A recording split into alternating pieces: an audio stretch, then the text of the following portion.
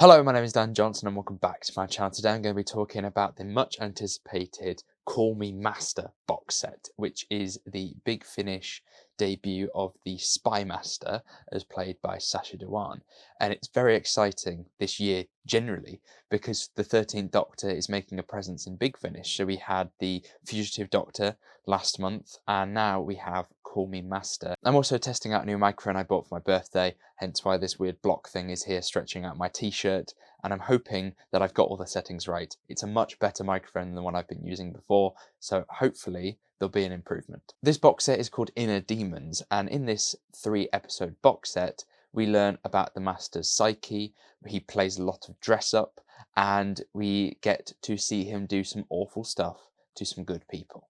Episode 1 takes place right at the start of this Master's life, so it's very important for canon. I won't go any further than that, but it's a really cool part about the episode and the main sort of conflict of the story, and I don't want to talk about it because it's spoilers. But it will see the Master join a therapy group, and within that there is a lot of funny moments, a little bit of evil sprinkled in as well, and a overall well-handled introduction to this Master on Big Finish. After this episode, I did realise that the Master is in very good hands with this Big Finish team, and they're going to handle his character really well, and I was just so excited to see what this Master was going to get up to next.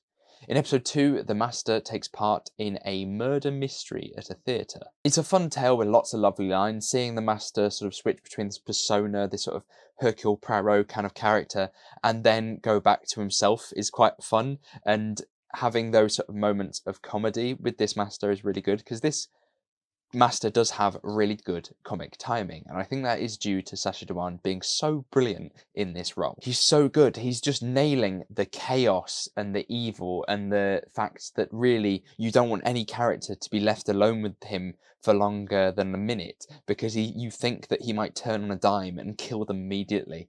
It makes him such an interesting Master to be with. I can only really compare it to the War Master, which I think I'm going to do a lot during this review, but the War Master is very practical with how he kills people, and there's always an element of, if it benefits him, then you'll die. But with this Master, it really could be for any reason you get killed. It could be anything. It could be, you look at him funny and he will kill you. And I think that's what made this performance really interesting, is that that's incorporated in, where he will just switch. And there are even sort of like different personalities to the Master within this story, because, he'll switch between the facade that he's playing himself, a sort of slightly more crazy version of himself as well, during moments of outbursts during this box set. It makes a really fun performance to listen to, and I really can't stress this enough. I want to hear more of it. It's a fun story and it is a safe bet, but that safe bet kind of means that you know where this is going to go. You're waiting for that Master to slip. It's satisfying nevertheless, but there is something slightly more formulaic once I've listened to quite a lot of Master box sets. This episode is called The Clockwork Swan, and I'm still trying to work out where that metaphor is. Because why is it called this, Clockwork Swan? What does that Clockwork Swan actually mean? There's a line earlier in the episode when they talk about it being a metaphor, and I'm trying to work out what that metaphor is, but I have not managed to do it yet. And that's sort of a very unique thing for this story. I would argue this is probably my favourite of the box set. But it is followed very closely by episode 3, which is called The Good Life. And this has a slower pace. It's a slower burn, this story.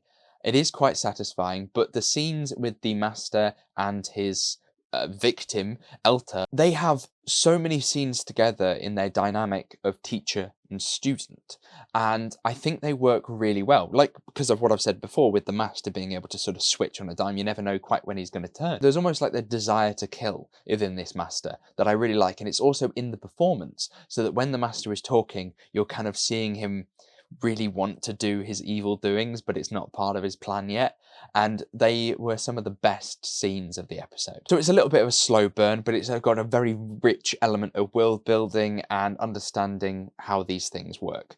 I was slightly disappointed by the ending, just because when we get to it, I am like, I've just spent like 55 minutes waiting to get to this point, but the more that I think about it, I wanted something quite explosive. I wanted to see awful things happen to this person.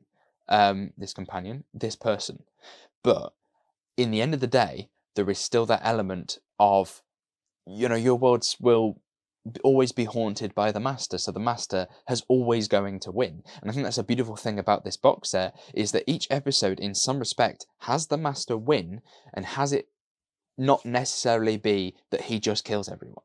He can win in multiple ways, whether he haunts them for the rest of their lives, whether he is sort of hovering in the back knowing that whatever they do, eventually he will get back round to them and destroy it. So my final question is, am I satisfied by the release? And yeah, definitely. I want more of this stuff. I really, really enjoyed this master. I can't wait to hear the next box set that comes out later this year. I think it might even be September.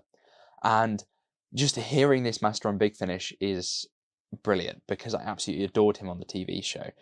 So what you like about his episode quality, he is a really, really good master. I think I have his autograph. It might just be at a frame here. It might just be up here.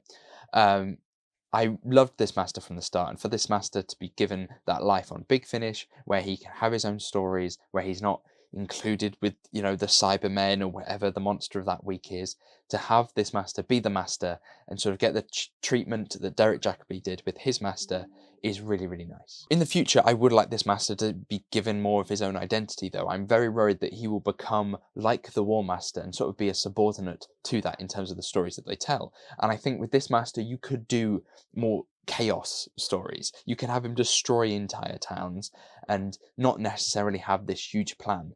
And I would love to see this master do more unique things. That's what I'm saying. That I want to see where this master goes, and the thrill of hearing new stories from this incarnation sounds very promising. In a couple of days, I'll have a video coming out with the Season 7 collection box set, which has just arrived today. And of course, next month in Big Finish, we have Genesis of the Cybermen, the ending to the Paternoster gang. There's a lot to get my teeth into next month. But until next time, thank you very much for watching. Hopefully you did enjoy this video. If you did, make sure you give it a like, subscribe if you're new, and I shall see you next time.